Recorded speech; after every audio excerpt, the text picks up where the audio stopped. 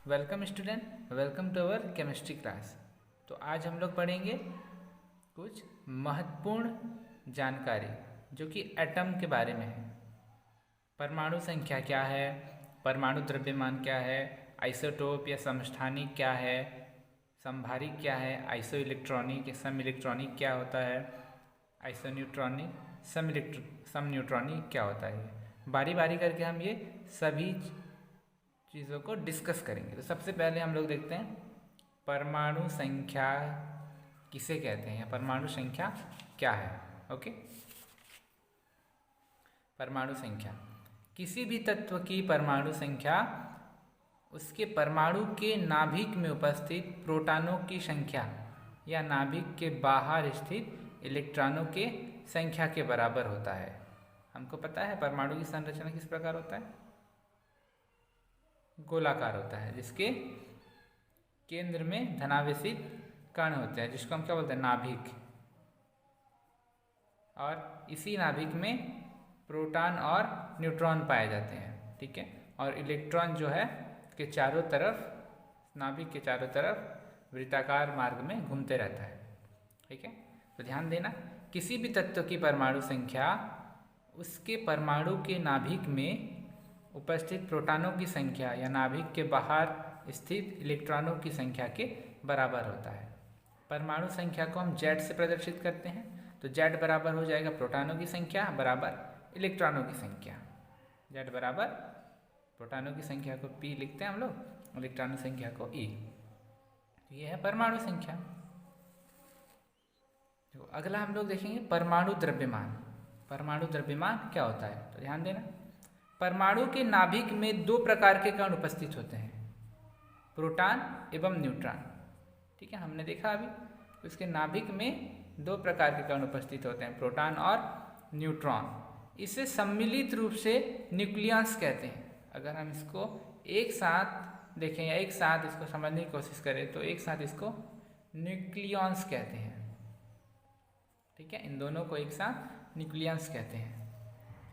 प्रोटॉनों व न्यूट्रॉनों के योग को परमाणु द्रव्यमान कहते हैं। अगर हमें परमाणु द्रव्यमान निकालना है तो क्या करते हैं, प्रोटॉन और न्यूट्रॉन दोनों को हम योग कर देते हैं, तब हमें परमाणु द्रव्यमान प्राप्त हो जाता है। ध्यान देना, परमाणु द्रव्यमान बराबर प्रोटॉनों की संख्या धन न्यूट्रॉनों की संख्या। ठीक है, चलो देखो उदाहरण के लिए लिथियम की परमाणु संख्या 3 होती है। परमाणु द्रव्यमान अगर देखोगे तो प्रोटॉन की संख्या न्यूट्रॉन की संख्या, प्रोटॉन की संख्या 3 न्यूट्रॉन की संख्या 4, कितना हो गया, परमाणु द्रव्यमान 7। ठीक है, क्लोरीन का देखो, क्लोरीन से हम न्यूट्रॉन कैसे निकालेंगे, न्यूट्रॉन की संख्या को कैलकुलेट करके देखते हैं। देखो क्लोरीन की परमाणु संख्या 17 दिया गया है, इलेक्ट्रॉन की संख्या भी 17 है, प्रोटॉन की संख्या 17 है, परमाणु द्रव्यमान दिया गया है 35.5। तो हमें ज्ञात करना है न्यूट्रॉनों की संख्या। देखो तो न्यूट्रॉनों की संख्या क्या हो जाएगा, द्रव्यमान संख्या माइनस परमाणु संख्या। द्रव्यमान संख्या 35.5 माइनस परमाणु संख्या 17, तो हमें निकल गया यहाँ न्यूट्रॉनों की संख्या जो है 18.5। चलो इसके बाद हम लोग समझते हैं आइसोटोप या समस्थानिक क्या है।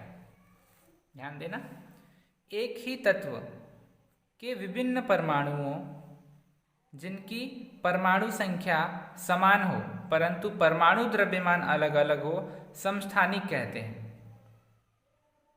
उदाहरण, हाइड्रोजन के 3 समस्थानिक होते हैं, कौन कौन से देखो, पहला प्रोटियम, दूसरा ड्यूटेरियम, तीसरा ट्रिटियम। देखो फर्स्ट वाले में देखो, प्रोटियम में परमाणु द्रव्यमान 1 है, परमाणु संख्या 1 है।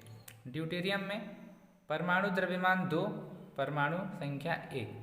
ट्रिटियम में परमाणु द्रव्यमान 3, परमाणु संख्या 1। वैसे ही क्लोरीन के भी 2 समस्थानिक होते हैं, क्लोरीन 35, क्लोरीन 37। ठीक है, एक का परमाणु द्रव्यमान 35, एक का 37 होता है। ठीक है, तो ये था हमारा आइसोटोप या समस्थानिक। चलो इसके बाद हम लोग समझते हैं संभारिक क्या है। संभारिक या आइसोबार, तो विभिन्न तत्वों के वे परमाणु जिनका द्रव्यमान समान होता है लेकिन परमाणु संख्या भिन्न भिन्न होती है, संभारिक कहलाते हैं। ये आइसोटोप या समस्थानिक के जस्ट उल्टा है। आइसोटोप में परमाणु द्रव्यमान अलग अलग था, परमाणु संख्या समान था, परंतु यहाँ पर परमाणु द्रव्यमान समान है, परमाणु संख्या अलग अलग है। उदाहरण पोटेशियम, पोटेशियम परमाणु द्रव्यमान 40 होता है, ऑर्गन परमाणु द्रव्यमान 40 होता है, कैल्शियम परमाणु द्रव्यमान 40 होता है। अगर हम इसके परमाणु संख्या की बात करें तो पोटेशियम का 19, ऑर्गन का 18, कैल्शियम का 20। ठीक है, चलो इसके बाद देखते हैं सम न्यूट्रॉनिक या आइसोन्यूट्रॉनिक। तो ध्यान देना, परमाणु जिनके न्यूट्रॉनों की संख्या समान होती है परस्पर सम न्यूट्रॉनिक कहलाते हैं।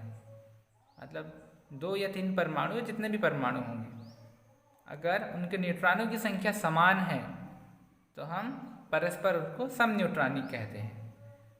कार्बन 13, परमाणु द्रव्यमान 13 और परमाणु संख्या 6, व नाइट्रोजन का परमाणु द्रव्यमान 14, परमाणु संख्या 7। इसमें अगर हम न्यूट्रॉन को देखें, न्यूट्रॉन चेक करके देखें तो इनमें प्रत्येक में 7 न्यूट्रॉन होते हैं। देखो न्यूट्रॉन का कैसे कैलकुलेट करते हैं, परमाणु द्रव्यमान माइनस परमाणु संख्या। परमाणु द्रव्यमान कितना है 13, परमाणु संख्या 6, कितना बचेगा 13 माइनस 6 7, यहाँ 14 माइनस 7 7। ठीक है, तो दोनों एक दूसरे के सम न्यूट्रॉनिक है। आगे देखो सम इलेक्ट्रॉनिक, वे परमाणु व आयन जिनमें इलेक्ट्रॉनों की संख्या समान होती है। अर्थात देखो सम न्यूट्रॉनिक में हमने क्या देखा था, न्यूट्रॉनों की संख्या समान थी, परंतु सम इलेक्ट्रॉनिक में इलेक्ट्रॉनों की संख्या समान होती है, परस्पर सम इलेक्ट्रॉनिक कहलाते हैं। जैसे सोडियम धनायन, ठीक है, जिसमें 1 धनायन है, मैग्नीशियम में 2 धनायन है, फ्लोरीन 1 ऋणायन, ऑक्सीजन 2 ऋणायन और नियॉन। ठीक, इसमें देखो इनमें प्रत्येक में 10 इलेक्ट्रॉन है, इनमें प्रत्येक में 10 इलेक्ट्रॉन है। ठीक है, वैसे ही पोटेशियम धनायन, कैल्शियम 2 धनायन, क्लोरीन 1 ऋणायन, आर्गन, इनमें देखोगे तो इनमें प्रत्येक में 18 इलेक्ट्रॉन है। कैसे देखो, पोटेशियम का परमाणु संख्या 19 होता है, 19 में ये एक इलेक्ट्रॉन को त्याग कर देता है, तो कितना बचेगा 18। ठीक है, वैसे ही कैल्शियम का 20 होता है परमाणु संख्या, 20 में 2 इलेक्ट्रॉन दे देगा तो कितना बचेगा 18। क्लोरीन का 17 होता है परमाणु संख्या, 1 इलेक्ट्रॉन को वो ले लिया, कितना होगा 18। ऑर्गन का ऑलरेडी 18 होता है। ठीक है, तो ये था हमारा कुछ इम्पोर्टेंट जो हमें जानकारी होनी चाहिए परमाणु के बारे में, परमाणु की संरचना के बारे में। ठीक है, या उनमें पाए जाने वाले कुछ प्रॉपर्टीज़